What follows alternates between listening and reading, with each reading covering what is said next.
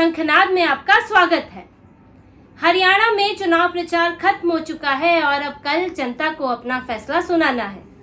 लेकिन प्रचार के अंतिम दिन तक ऐसे राजनीतिक घटनाक्रम हुए हैं जो दिन भर चर्चा में बने रहे और उनका प्रभाव भी है, और इन पर भी हम बात करेंगे।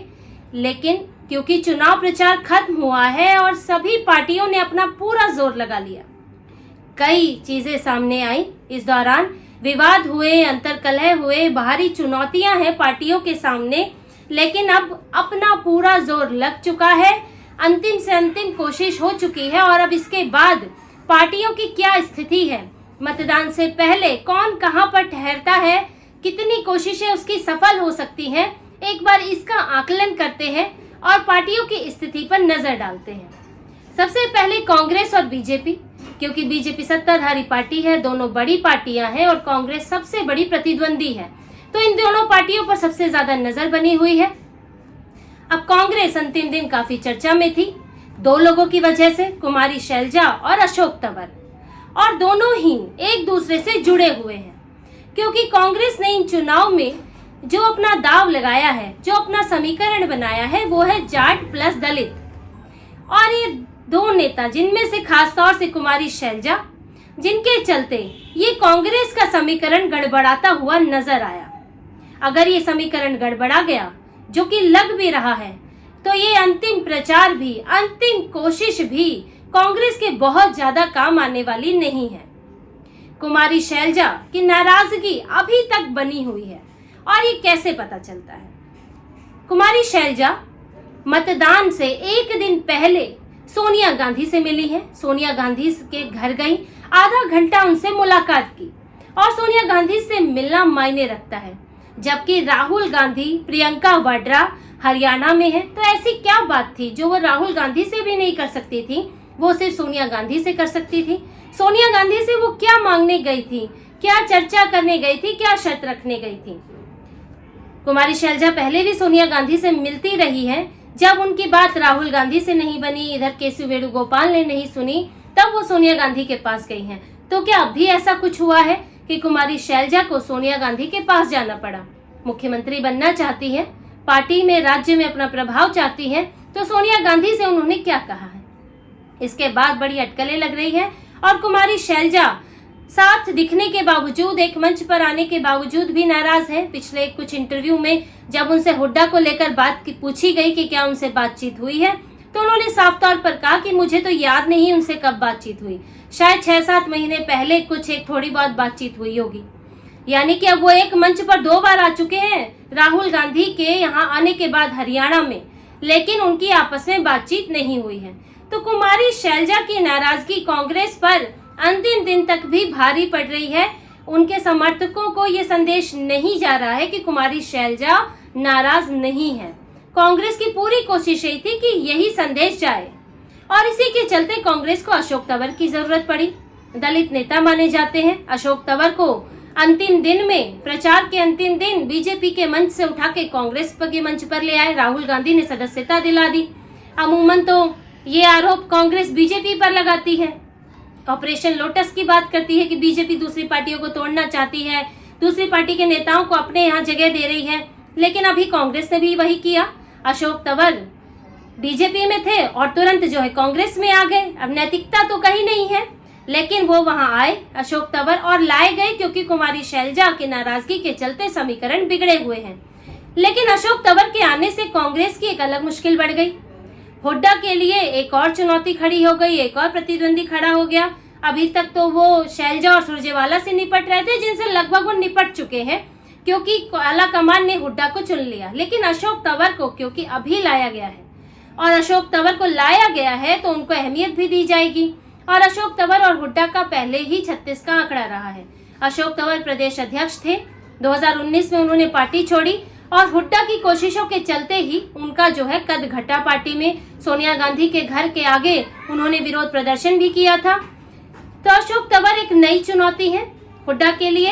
अब गुटबाजी अलग से और बढ़ेगी, और इस गुटबाजी का नतीजा ये है, देखिए, जिस मकसद से लाया गया कि दलित वोट लाएंगे, लेकिन हुड्डा क्योंकि वो जाट समुदाय के में पैठ रखते हैं, तो अशोक तंवर और हुड्डा के बीच अगर नहीं बनी तो फिर वो समीकरण नहीं बैठ पाएगा। अब अशोक तंवर के जाने से बीजेपी को नुकसान बताया जा रहा है। अजय माकन अशोक तंवर के साले हैं, तो उनका तो रिश्तेदारी ही कांग्रेस में है। भले ही वो इधर उधर भटक कर आ गए, लेकिन उनको जाना तो कांग्रेस में ही था। अब बीजेपी को इसका थोड़ा नुकसान बताया जा रहा है दलित बेल्ट में। हालांकि अशोक तंवर उतने बड़े दलित नेता भी नहीं है जितना प्रचारित हो रहे हैं, थोड़े सेटर किस्म के व्यक्ति हैं, लेकिन वो कुमारी शैलजा जैसा प्रभाव नहीं रखते हैं और बीजेपी को इसका थोड़ा बहुत नुकसान हो सकता है।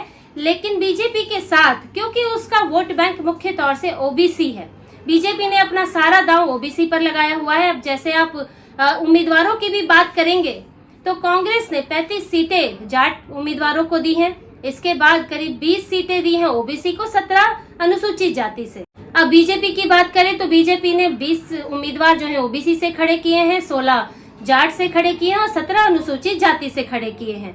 तो बीजेपी का फोकस आप दलित वोटों पर तो है ही, वो तो दोनों का है, लेकिन जो दूसरा है वो है ओबीसी और कांग्रेस के साथ जाट वोटों पर निर्भरता है। और यहीं पे एक बड़ा अंतर सामने खड़ा होता है, जो अंतर आज भी कांग्रेस के लिए एक मुश्किल बना हुआ है। मतदान में एक दिन बाकी है, लेकिन कांग्रेस इसको हल नहीं कर पाई। जाट वोट और जाट वोटों को बांटने के लिए कई पार्टियां मौजूद हैं। आईएनएलडी बीएसपी का गठबंधन, इसके अलावा जेजेपी और आजाद समाज पार्टी का गठबंधन वहां मौजूद है और ये सभी मिलके एक ही पिच पर खेल रहे हैं। जाट प्लस दलित, कांग्रेस का दाव भी जाट प्लस दलित पर है। आईएनएलडी और बीएसपी का जो कॉम्बिनेशन बनता है वो भी जाट प्लस दलित है और इसके अलावा जेजेपी और आजाद समाज पार्टी का कॉम्बिनेशन भी जाट प्लस दलित का है। अब जाट प्लस दलित के पिच पर ये तीन प्रतिद्वंदी हैं और वहां ओबीसी के पिच पर जो एक बड़ी खिलाड़ी है वो बीजेपी है। ऐसा नहीं है कि वहां कांग्रेस को बिल्कुल नहीं मिलेगा, आम आदमी पार्टी भी है, जेजेपी आईएनएलडी को कुछ नहीं मिलेगा, लेकिन एक बड़ी दावेदार वहां की बीजेपी है और ये एक खुले तौर पर सामने आया है कि बीजेपी गैर जाट की राजनीति कर रही है। तो अब कांग्रेस के सामने ये दो पार्टियों का गठबंधन एक बड़ी मुश्किल बना हुआ है। दलित वोट तो जो रहा ही, अंतिम तक देखा, कुमारी शैलजा नहीं मानी है। अशोक तंवर एक अलग तरह की गुटबाजी उनके आने से हो सकती है और इसके अलावा अब आईएनएलडी और ये जेजेपी के होने से कांग्रेस की मुश्किल ये है कि जाट वोट बैंक में सेंध लगेगा, दलित वोट बैंक में तो लगेगा ही। अब जाटों में आईएनएलडी और जेजेपी, इनके उम्मीदवार लगभग उन्हीं इलाकों में हैं जो जाट बहुल हैं और जो बाकी इलाके हैं, दलित बहुल इलाके हैं, वहां उन्होंने अपनी सहयोगी पार्टियों को टिकट दिया है। 50-51 करीब सीटों पर आईएनएलडी लड़ रही है, जेजेपी भी लगभग इसके आसपास सीटों पर चुनाव लड़ रही है। और देखिए, कुछ सीटें तो कन्फर्म ही होती हैं पार्टियों की। अब कहीं से अभय चौटाला लड़ेंगे तो वो जीतेंगे ही। इसके अलावा दुष्यंत चौटाला, एक दो सीटें, कुछ सीटें तो ऐसी हैं जो पार्टी में आनी ही आनी तय है, क्योंकि बड़े नेता हैं, आधार रहा है और आईएनएलडी को पूरी तरह से नकारा नहीं जा सकता, क्योंकि एक समय पर वर्चस्व रहा है इस पार्टी का। तो कुछ सीटें तो काट के या कम से कम वोट काट कर तो ले ही जाएगी। और कांग्रेस के लिए बड़ी मुश्किल है कि उनके वोट दूसरी पार्टियों से बचा के ला पाना, और सिर्फ हुड्डा और कुछ और जाट नेताओं के भरोसे कांग्रेस यहाँ पर है। और इन सीटों से, क्योंकि इन दोनों पार्टियों से कांग्रेस का कोई गठबंधन या इनके साथ कोई समझौता नहीं हो पाया, दुष्यंत चौटाला के साथ भी नहीं हो पाया, तो कांग्रेस के लिए बड़ी चुनौती बनी हुई है कि जो इलाके जाट बहुल हैं उन इलाकों पर कंपटीशन बहुत ज्यादा है और ये कांग्रेस के लिए नुकसान की बात है। इसी तरह से कांग्रेस के सामने आम आदमी पार्टी भी है। अब आम आदमी पार्टी भले ही एक तरह से तो नई पार्टी है वहां पर और बहुत मुश्किल है कि एक दो सीटें भी ले आए, लेकिन वो वोट काट सकती है। और खासकर अगर आप समझिए कि उसने 10 सीटों पर वोट काटे हैं तो 8 सीटें उसमें कांग्रेस की होनी है, क्योंकि आम आदमी पार्टी हमेशा जो है कांग्रेस के ही कंधों पर पैर रख के आगे बढ़ी है, कांग्रेस का ही नुकसान करके आगे बढ़ी है। उम्मीदवार तो 89 सीटों पर उतारे हैं, लेकिन ज्यादा फोकस जाट सिख बहुल सीटों पर है, जहां से पंजाब से भी लगती हुई वो सीटें हैं और आम आदमी पार्टी के लिए आसान हो जाता है कि वहां पर, क्योंकि पंजाब में सरकार है, तो इन सीटों पर आम आदमी पार्टी कोशिश करती है कि कुछ तो वो वहां से ला सके। अगर वहां कोई भी प्रभाव रहता है तो कांग्रेस के लिए वो भी एक मुश्किल की बात होगी। और जो पिछले आंकड़े कहते हैं कि निर्दलीय, छोटी पार्टियां, दूसरी पार्टियां, उनका नुकसान कांग्रेस को काफी होता रहा है। आप इन आंकड़ों से समझिए। देखिए, जाट सिख लैंड है जिसमें करीब 20 सीटें हैं, और यहाँ 2019 के विधानसभा चुनाव में बीजेपी को 6 सीटें मिली थी, कांग्रेस को 4, अन्य को 10। 2024 के लोकसभा चुनाव में बीजेपी को 5 और कांग्रेस को 15। बीजेपी की 1 सीट घटी, जिसमें लोकसभा चुनाव में यानी कि 5 सीटों पर आगे रही। लेकिन कांग्रेस का देखिए, जब विधानसभा चुनाव में कांग्रेस को 4 सीटें मिलती हैं, वहीं लोकसभा में 15 हो जाती है, अन्य से 10 खिसक कर इधर आ जाती है। तो कांग्रेस को फायदा होता है लोकसभा चुनाव में, क्योंकि कोई और चुनौती देने के लिए नहीं होता। इसी तरह से अहिरवाल सीट करीब 10 सीटें हैं, बीजेपी 6 जीती थी विधानसभा में, कांग्रेस 2, अन्य 2।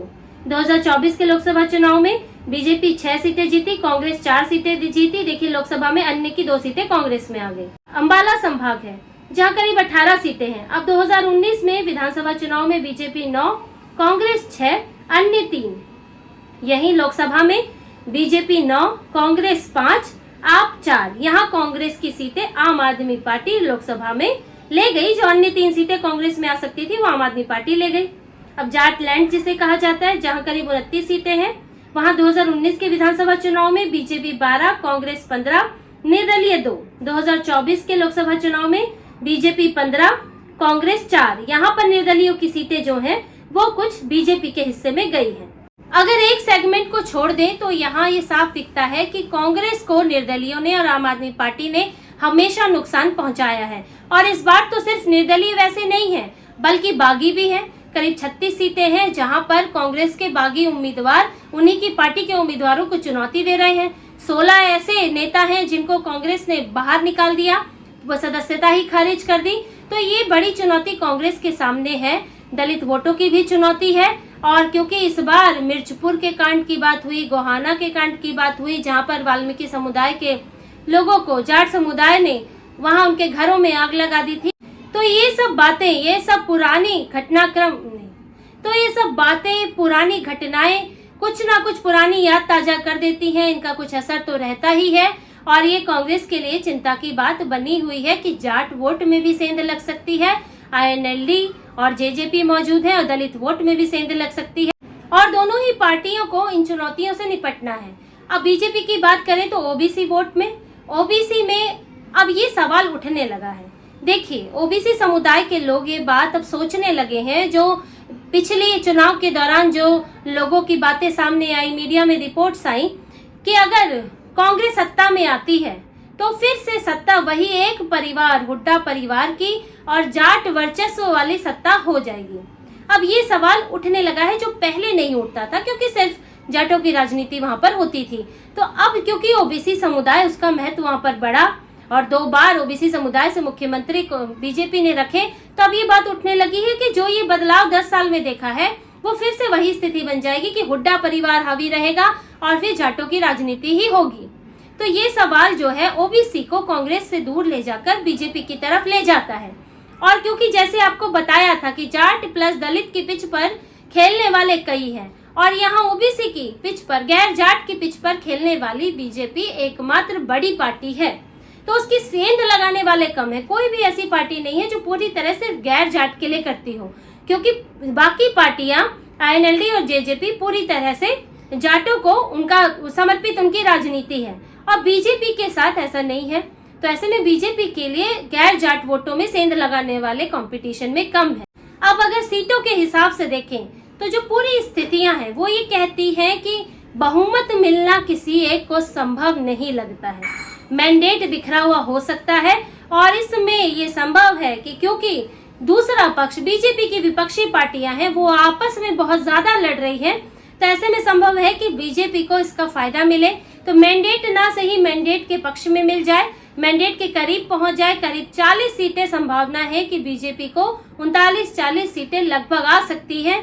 और कांग्रेस, उसके लिए जो कहा जा रहा है कि पूरी हवा बनी हुई है, कांग्रेस इस बार बहुमत में आएगी, बड़ा मुश्किल है। अंदरूनी कलह तो चल ही रही है, समीकरण गड़बड़ा गए हैं और इसके अलावा कंपटीशन बहुत ज्यादा है। तो लगभग कांग्रेस को 30 सीटें यहाँ मिल सकती है हरियाणा में और बाकी कुछ सीटें जो हैं आईएनएलडी, जेजेपी और दूसरी पार्टियां निर्दलीय हैं, 10-15 सीटें उनके हिस्से आ सकती हैं।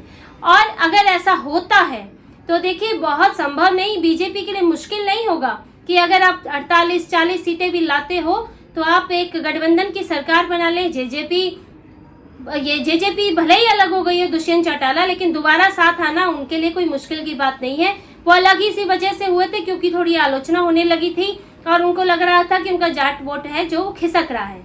तो अब अगर फिर भी अगर हो सकता है कि अगर बीजेपी जो है वो ज्यादा सीटें लाती है तो हो सकता है कि जेजेपी फिर से साथ आ जाए, कुछ निर्दलीय आ जाए, तो सरकार बनाना मुश्किल नहीं होगा। क्योंकि ऐसा, और देखिए भले ही पार्टी साथ ना आए तो विधायक साथ आ जाते हैं। हालांकि अब नतीजे क्या होंगे ये तो जनता तय करेगी, 8 तारीख को इसके नतीजे आएंगे। पर एक ओवरऑल अभी तक का क्या समीकरण बन रहा है, किसके लिए क्या चुनौती है, वो आपके सामने है। तो इसी तरह की और खबरें और विश्लेषण आपके लिए लाते रहेंगे। जुड़े रहिए, सब्सक्राइब कीजिए, कमेंट कीजिए। बहुत बहुत धन्यवाद। जय श्री राम।